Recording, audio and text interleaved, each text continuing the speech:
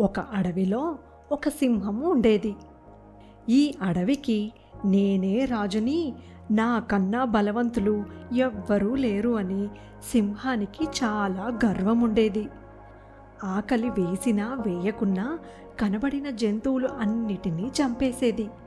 దీనివల్ల జంతువులన్నీ సింహం అంటే చాలా భయపడేవి. కంటపడితే ఎక్కడ చంపేస్తుందోనని తమ స్థావరాల నుండి బయటకు కూడా వచ్చేవి కావు. సింహం చేస్తున్న దానిని ప్రశ్నించడానికి ఒక్క జంతువుకు కూడా ధైర్యం చాలదు. ఓ రోజు సింహం ఒక చిన్న కుందేలు పిల్లను చంపడానికి ప్రయత్నిస్తుండగా ఒక ఎలుక పిల్ల చూస్తుంది. అంత చిన్న ప్రాణిని చంపడానికి నీకు మనసెలా వచ్చింది? ఆహారం కోసమా అంటే అది నీ పంటి కిందకు కూడా రాదు. అడవికి రాజువైన నువ్వే ఇలా చేయడం న్యాయం కాదు అని అంటుంది ఎలుకపిల్ల. ఈ అడవికే రాజునైనా నన్నే నువ్వు ఎదిరిస్తావా? పెద్ద జంతువులే నా ముందుకు రావడానికి భయపడుతుంటే అన్నింటికన్నా చిన్న ప్రాణివైన నువ్వు నన్ను ప్రశ్నిస్తావా?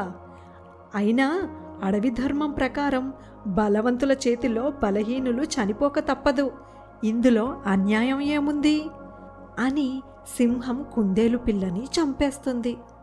కొన్ని రోజుల తరువాత సింహం ఒక ఏనుగు మీద దాడి చేయడానికి ప్రయత్నించగా ఏనుగు సింహాన్ని తొండంతో ఎత్తి బలంగా నేలకేసి కొడుతుంది. విపరీతంగా గాయాలైన సింహం చావు బ్రతుకుల మధ్య ఉంటుంది. సింహాన్ని చూసి ఎలుకపిల్ల ఎలాగైనా కాపాడాలి అని అనుకుంటుంది.